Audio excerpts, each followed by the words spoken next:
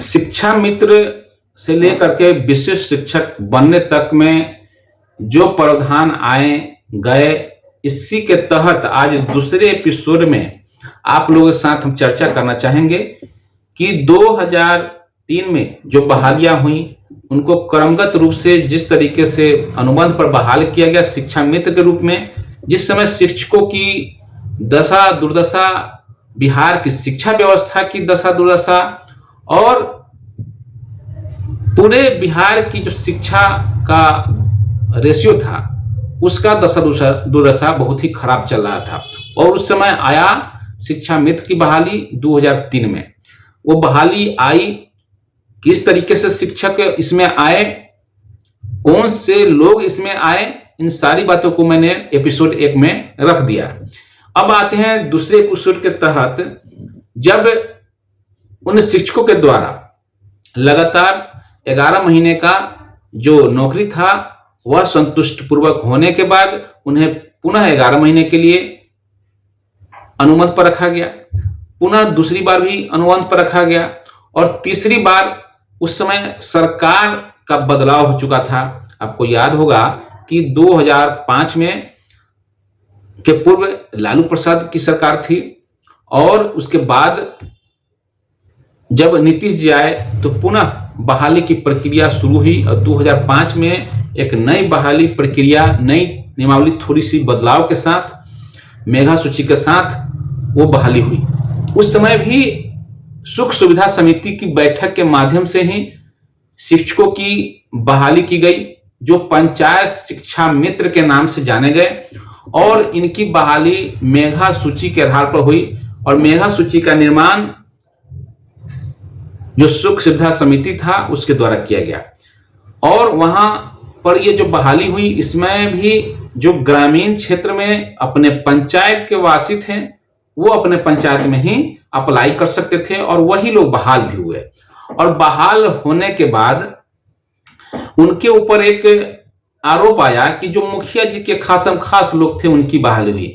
लेकिन आप सबको बता दें कि उस समय ऐसी कोई बात नहीं थी। उस समय जो मार्क्स, मैट्रिक, इंटर, ग्रेजुएशन में जो मार्क्स आए थे उनके आधार पर एक मेधा सूची बनाई गई थी और उसके आधार पर ही बहालियां की गई थी। तो यह आरोप लगाना बिल्कुल ही निराधार है और इक्का दुक्का तो अपवाद हर जगह होता है। उस अपवाद को लेकर के हम अगर चलेंगे तो निश्चित तौर पर ये मैटर आपको लगेगा कि मुखिया जी ने बहाल कर दिया। लेकिन आपको बता दें कि उस समय तक भी बहालियां बिहार में नहीं निकलती थी, तो बड़े स्तर पर उस समय एक बहाली हुई और केंद्र सरकार के निर्देश पर जो शिक्षक और छात्र का अनुपात, यानी कि एक शिक्षक पर 40 बच्चे को मान करके बहालियां की गई। लेकिन फिर भी उस समय शिक्षक की संख्या जो होनी चाहिए थी वो नहीं हो पाई। लेकिन जो बच्चे का नामांकन था वह विद्यालयों में उपस्थिति उसकी कम होती थी।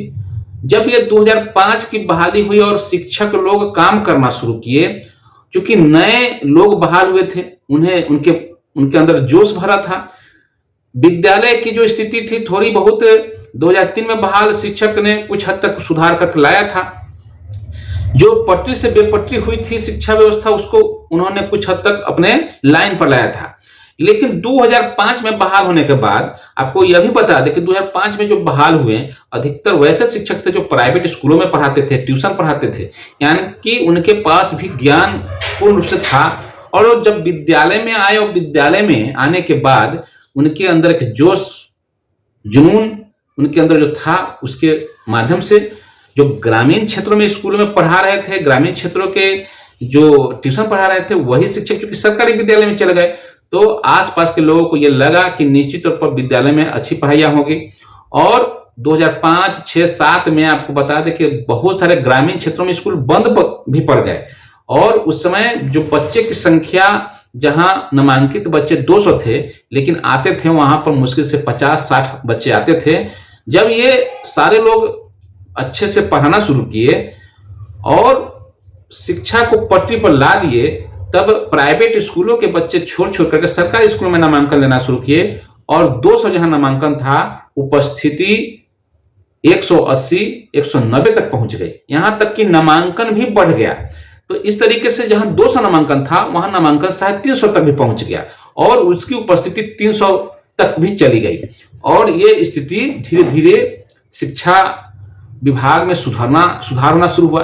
लेकिन सरकार का चूंकि समय समय पर जिस तरीके से भेदभावपूर्ण रवैया बनाया जाता रहा, आपको यह भी बता दें कि वह 1500 रुपया 2005 में जो शुरुआत हुई और 1500 रुपया का महीना 2006 तक जो मिला, वो आपको बहुत लंबे लंबे पीरियड के बाद पैसा मिलता था, यानी कि 6-6 महीना पर साल भर पर पेमेंट मिलता था।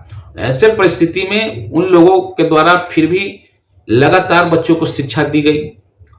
तो यह जो त्याग था, यह जो बलिदान था, किसी को नहीं दिखता है। तो उन्हें सिर्फ दिखता है तो मुखिया जी के खास लोग बहाल हो गए हैं, यही सिर्फ दिखता है, जो कि गलत बात है। और आपको बता दें कि ये जो बहालियां हुई 2005 के लास्ट में एक ऐसा आंदोलन खड़ा हुआ बिहार के पटना की धरती पर। उसके बाद जो माननीय मुख्यमंत्री नीतीश कुमार जी हैं, 2006 में उन्हें घोषणा करना पड़ गया कि शिक्षकों को हम 4000 यानी कि 1500 से 4000 वेतन करेंगे और इसके साथ ही उन्हें 60 साल के लिए अनुबंध को समाप्त करते हुए 60 साल तक के लिए अस्थाई बहाली मान लिया गया कि सभी नियोजित हो गए और सभी लोगों को 60 साल तक के लिए रख लिया गया।